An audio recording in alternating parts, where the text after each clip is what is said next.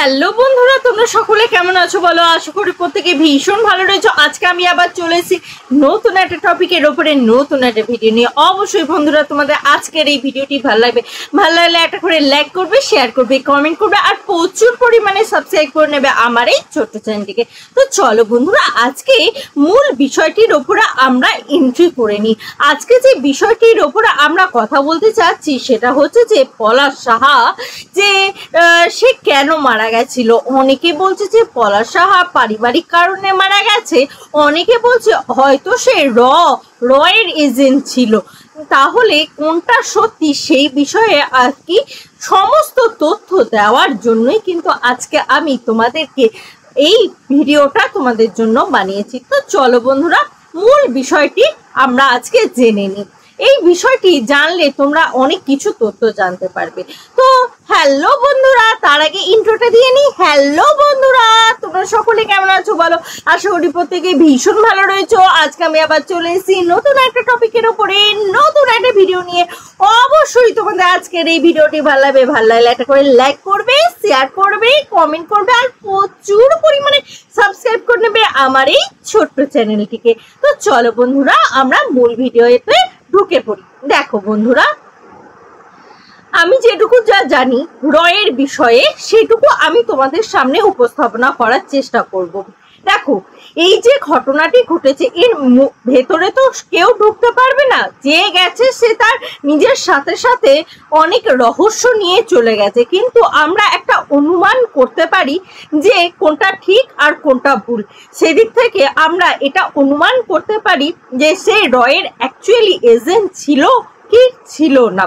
দেখো, রয়ের এজেন্ট কথাটা কিন্তু আমাদের জন্য যেরকম গর্বের বিষয়, সেরকম আমাদের জন্য কিন্তু বেশ কি বলবো, ভাববার বিষয় রয়েছে যে আমাদের দেশের একজন এজেন্ট সে কিনা বাংলাদেশে গিয়ে সে কাজ করছে। তাহলে তো একটা কি বলবো, তাহলে তার প্রতি একটা বিশেষ সম্মান থাকা উচিত।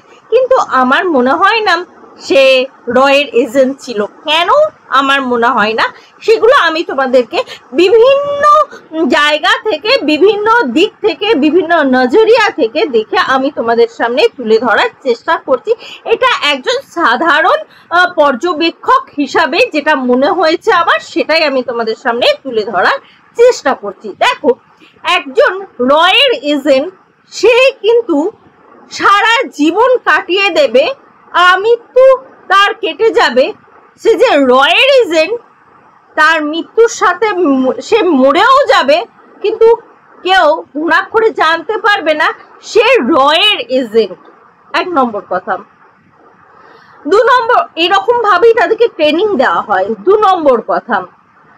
নম্বর কথা হচ্ছে তারা বলে বলবো না, যে কোনো এজেন্টে যারা যখন কাজ করে তারা এতটাই সাধারণ মানুষের সাথে মিলে মিশে কাজ করে না। তাদের আর কি বিভিন্ন রকম পরিচয় হয়। তাদের মা বাবা জানে একটা পরিচয়, তাদের কাজের জায়গায় থাকে একটা পরিচয়, তাদের কাজের জায়গায় কিন্তু আসল পরিচয় থাকে না। কিন্তু দেখো, এখানে পলাশ সাহা বললেই সবাই চেনে। যেরকম বাড়ির লোকে চেনে, সেরকম অফিসের লোকে চেনে, সেরকম সব জায়গায় চেনে। এটা কিন্তু এদিক থেকে আমার মনে হচ্ছে না সে রয়ের এজেন্ট ছিল বলে।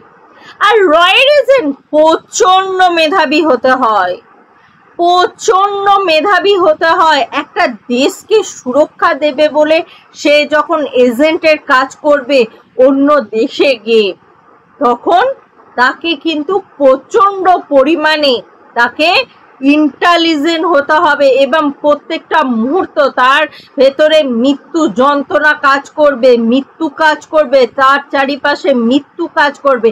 তার মধ্যে থেকে হাসি মুখে যন্ত্রণাকে কোনো রকমে যন্ত্রণাকে উপেক্ষা করতে হবে, উপেক্ষা করতে শিখিয়ে দেওয়া হয়। তো যন্ত্রণাকে উপেক্ষা করিয়ে হাসি মুখে এগিয়ে আসতে হয়। আমি জানি না এই এজেন্ট সম্পর্কে কথা বলা যায় কি যায় না। যদি না যাওয়া থাকে আমি ক্ষমা চেয়ে নিচ্ছি, কেউ কিছু মনে করবেন না। আমার ভুল হলে ক্ষমা করে দেবেন। আমি অ্যাজ এ সাধারণ ভিউয়ার্স হিসাবে আমি যেটুকু পর্যবেক্ষণ করেছি সেটুকুই আমি বলার চেষ্টা করেছি।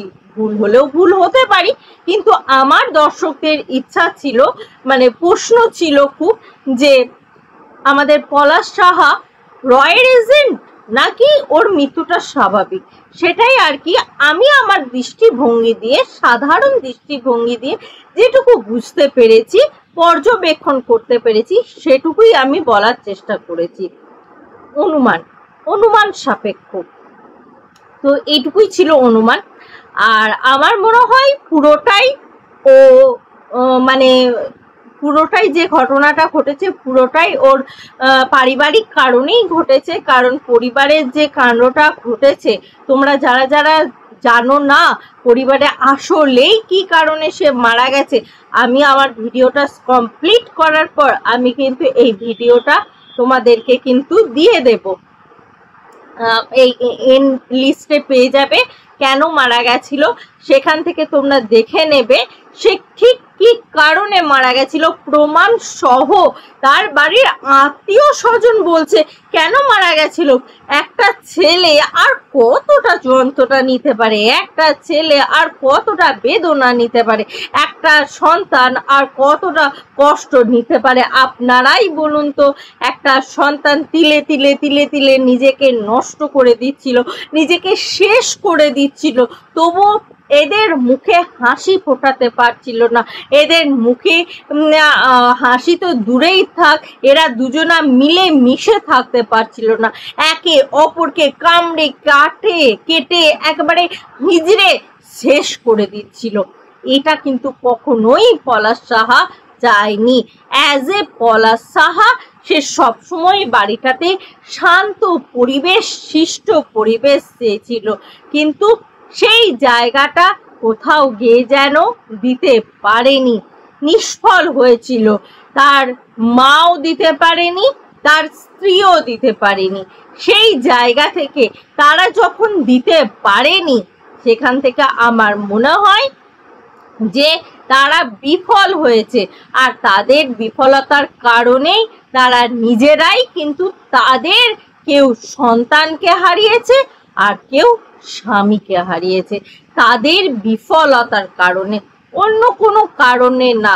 আজ মানুষটি মারা গেছে বলে তার নামে উল্টো পাল্টা অ্যালিগেশন লাগালে হবে না। হ্যাঁ, অ্যাজ এ বাংলাদেশ কান্ট্রিতে যারা বসবাস করেন তাদের জন্য রয়ের এজেন্ট বললে সেটা সম্মানের হবে না, অবভিয়াসলি হবে না। কিন্তু ইন্ডিয়ার কান্ট্রিতে যারা বসবাস করেন সেখানে যদি রয়ের এজেন্ট বলা হয়, অবভিয়াসলি সেটা সম্মানের হবে, 100 বার সম্মানের হবে।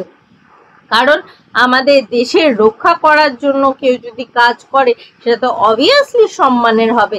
সেখান থেকে যে মানুষটা মারা গেছে তাকে অন্ততপক্ষে আর অসম্মানটুকু করেন না, অন্ততপক্ষে এই প্রার্থনাটুকু তো আমরা রাখতেই পারি বা করতেই পারি অ্যাজ এ মানবতার খাতিরে, তাই নয় কি?